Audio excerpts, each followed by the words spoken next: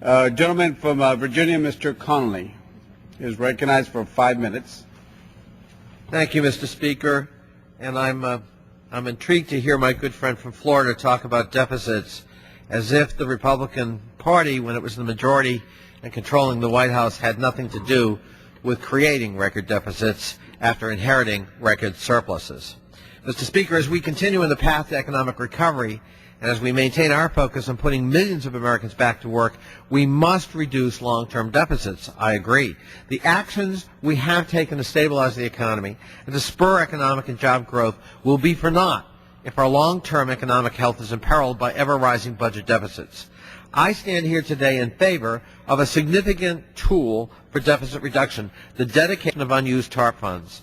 When first proposed by the previous administration, TARP was a $700 billion program designed to prevent the financial sector from collapse. In its own way, it's had measured success. The bank stress tests applied earlier this year indicated that the financial sector was in fact stabilizing. A number of banks, most recently the Bank of America and Citigroup, have in fact begun to pay back their TARP loan funds. The unused TARP funds represent hundreds of billions of dollars potentially in deficit reduction. In fact, they represent what would be the largest single deficit reduction in American history. As we stand at an economic crossroads, I believe we must seize advantage of this prospect and dedicate a significant portion of those remaining TARP funds to deficit reduction. This would build on the actions we already have undertaken to reduce the deficit. In March, Congress passed a concurrent resolution on the budget for fiscal year 2010 that lowers the budget deficit to a third of the current amount within 4 years. This summer, the House of Representatives passed legislation to reinstitute one of the most significant deficit reduction tools in recent memory, statutory pay-as-you-go or PAYGO legislation. PAYGO requires all reductions in revenue or increases in entitlement spending to be offset with other spending cuts or alternative sources of funding, a mechanism the Republican Congress let expire in 2002. Yearly deficits, unfortunately, are not a new phenomenon, but in fact, starting with fiscal year 1970, we had 28 straight deficits. But Congress took action and enacted statutory PAYGO in 1990. Starting in fiscal year 1998, President Clinton presided over 4 straight budget surpluses. The last time we had that many surpluses in a row was in the 1920s.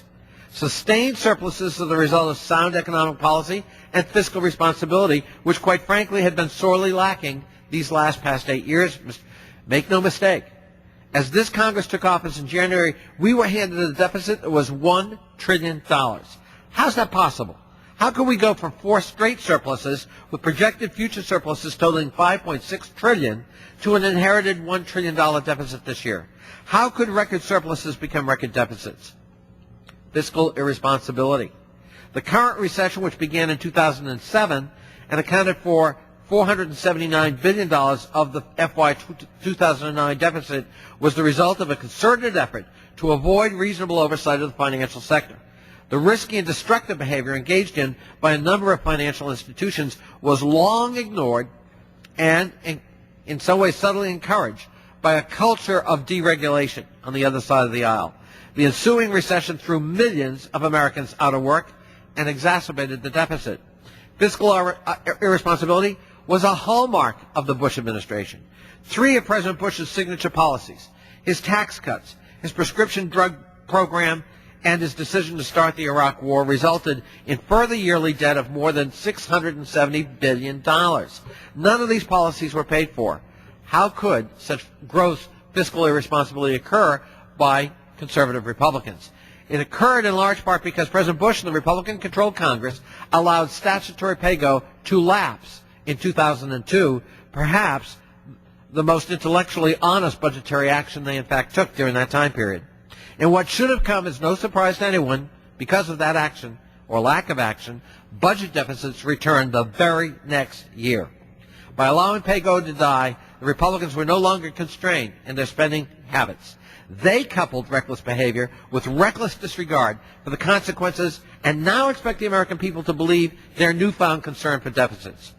Where was that concern when we voted this year to reinstitute statutory PAYGO? Only 24 Republicans in this House of Representatives voted in favor of returning fiscal responsibility to the Congress.